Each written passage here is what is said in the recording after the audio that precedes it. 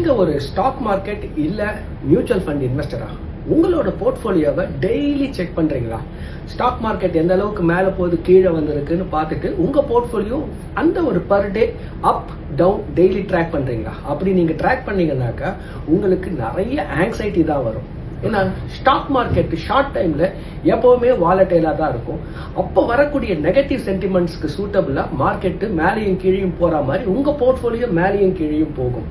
நீங்க ஒரு long term investor அப்படின்னாக்கா இந்த ஒரு மார்க்கெட் ஷார்ட் டேர்ம் வாலட்டாலிட்டியை இக்னோர் பண்ணிட்டு டெம்பரமெண்டோட உங்களோட கோல்ஸை மட்டும் அச்சீவ் பண்ணுங்க. அடுத்த ஒரு 5 to 7 இயர்ஸ்க்கு மட்டும் கான்சென்ட்ரேட் பண்ணுங்க. எவ்ரி 3 months உங்க போர்ட்ஃபோலியோவை ரிவ்யூ மட்டும் பண்ணுங்க.